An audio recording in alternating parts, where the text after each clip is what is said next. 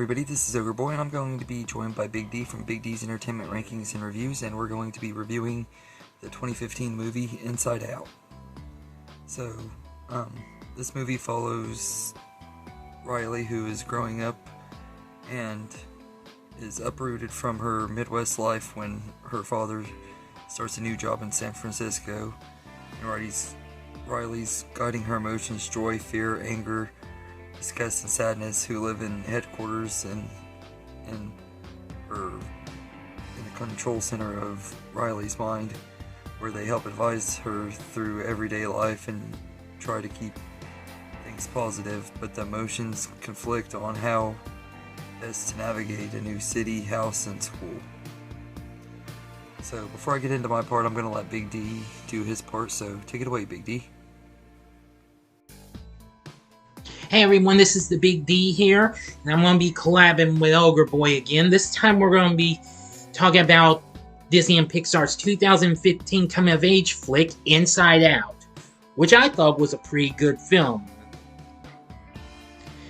First of all, I like the story, as it follows the inner workings of the mind of a young girl named Riley who adapts to her family's relocation as five personified the emotions administer her thoughts and actions. Now, for what it had to offer, I liked the craftsmanship and the subject matter of this film, with it taking place inside the mind of someone. I've got to say that the way it looks, it's just so incredible and colorful.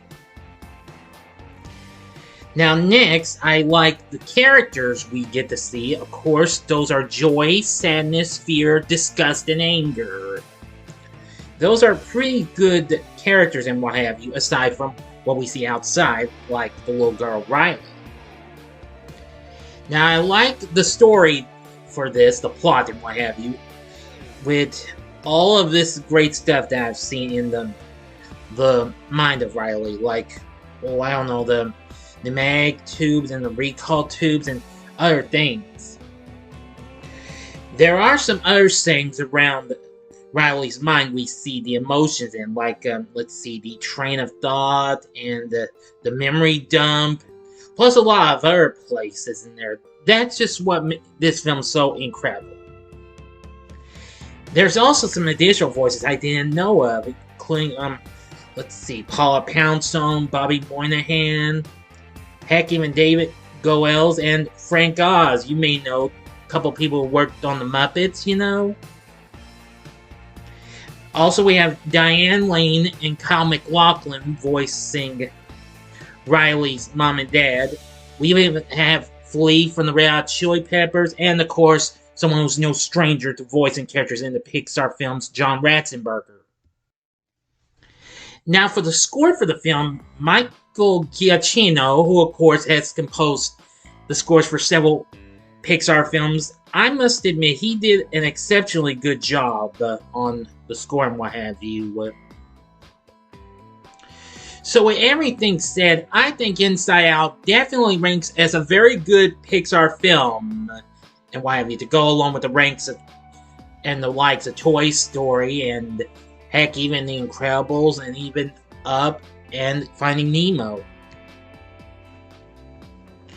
With its great story, great characters, voice acting cast, score, subject matter, plot, craftsmanship, etc., etc., etc. This is what makes it a good film, and I'm looking forward to the sequel when it comes out next year. So that'll do it. As always, thank you for making me a part of this, Ogre Boy. This is the Big D saying see ya, and in advance, Merry Christmas.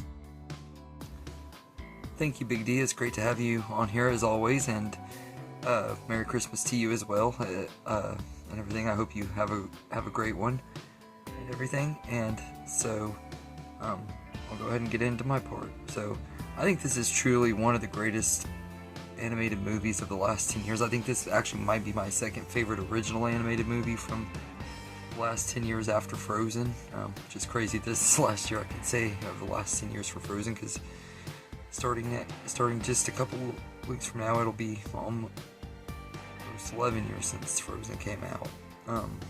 But out of the movies that have came out since Frozen, this is probably the best Pixar one.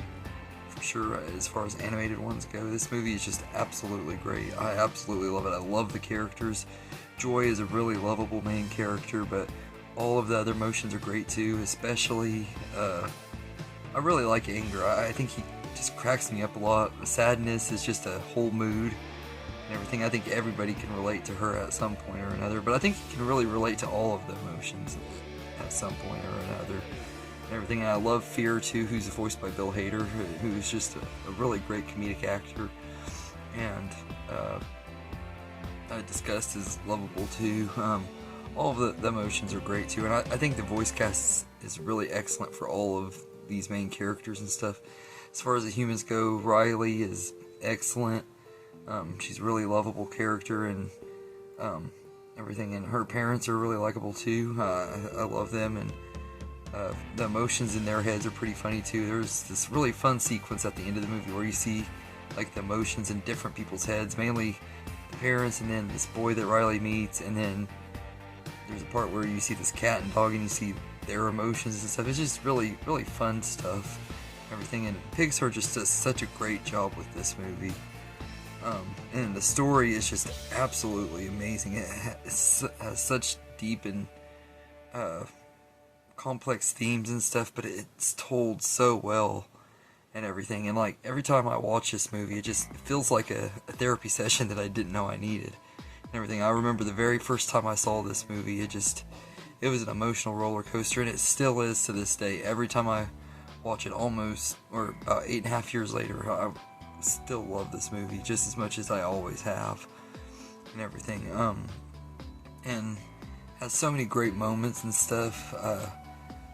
One of my favorite parts of the movie is just a little recurring gag that goes on throughout the movie, but they send this core memory up to Riley's to the headquarters and stuff and everything, and it's the Triple Dent Gum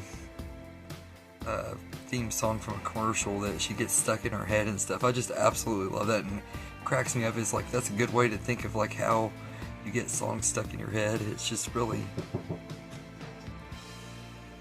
funny. I don't know why that scene just always cracks me up. You just see it go up and everything, and it starts playing, and Anger gets mad, and then all of a sudden it cuts to Riley, and she's like mumbling the theme song under her breath before she starts a video chat with her friend.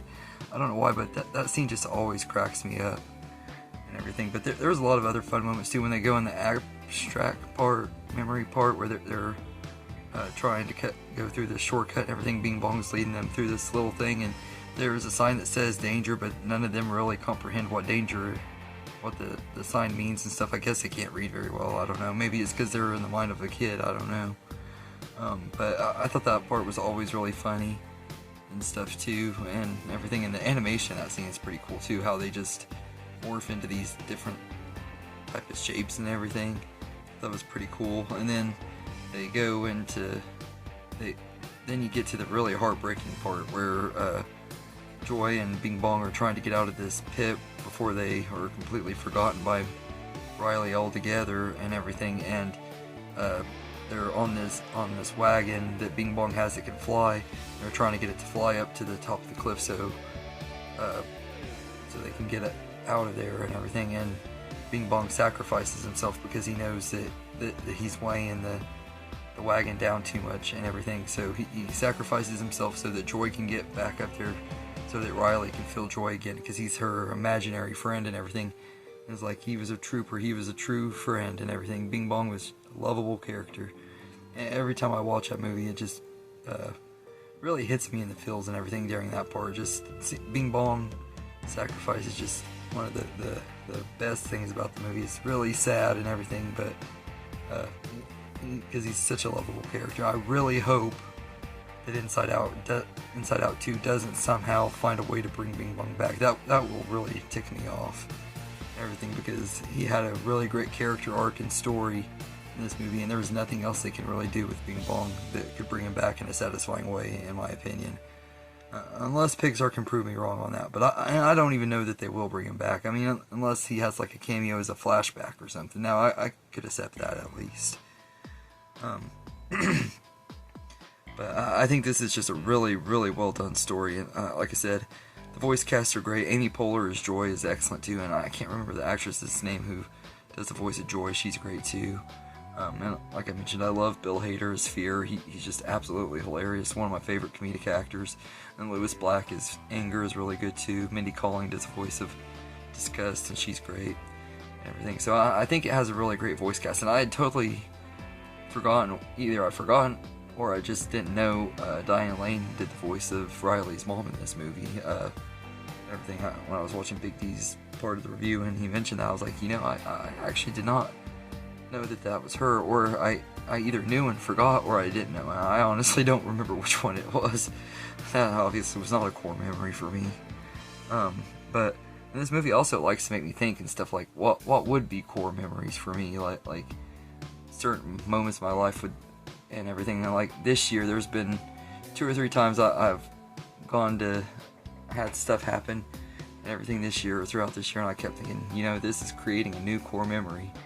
Stuff like going to the Jonas Brothers concert with my best friend, or going to see Adam Sandler with my other best friend, and everything. I'm like, I've got 2 new core memories and everything, because those are 2 of the best nights of my life. But yeah, I love this movie, and the score is great too. I believe Michael Giacchino does the score for this one as well. He does a lot of Pixar movie scores, and I'm gonna look real quick just to see, because I could be wrong.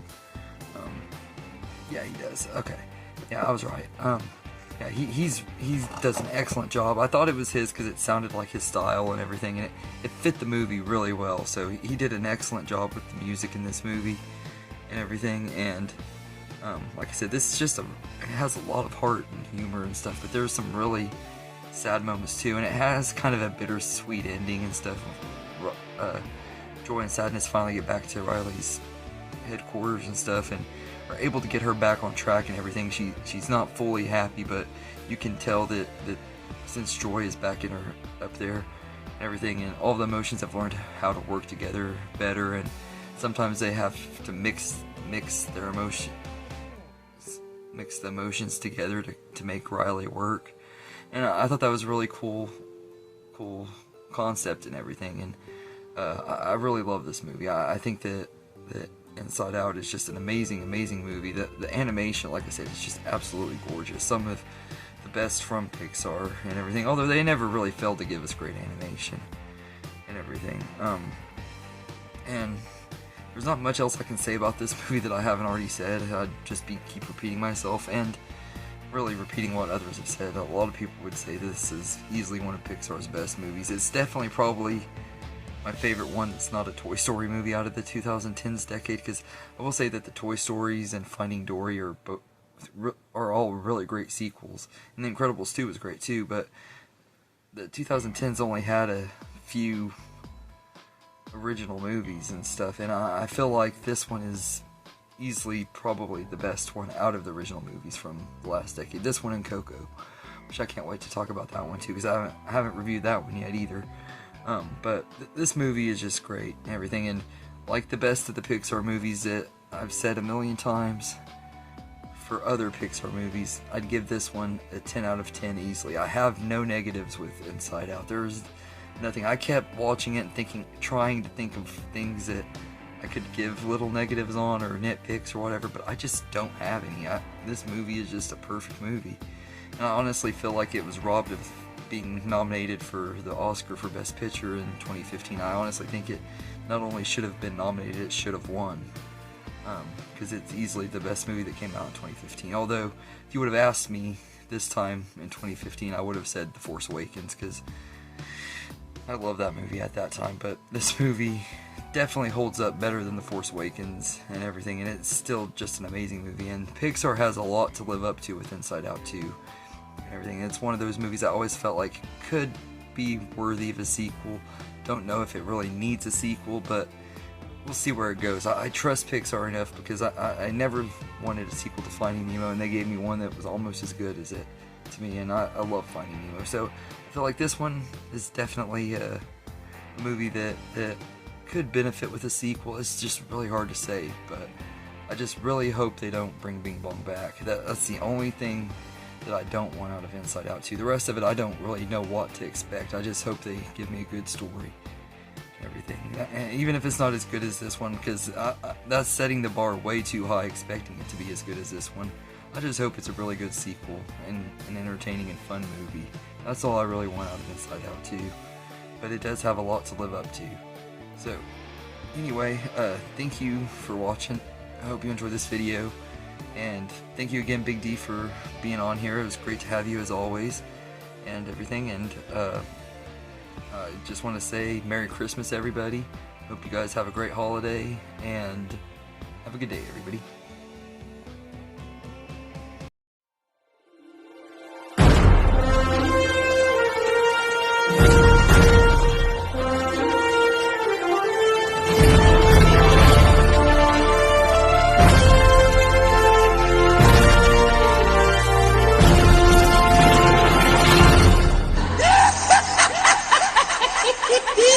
Yeah!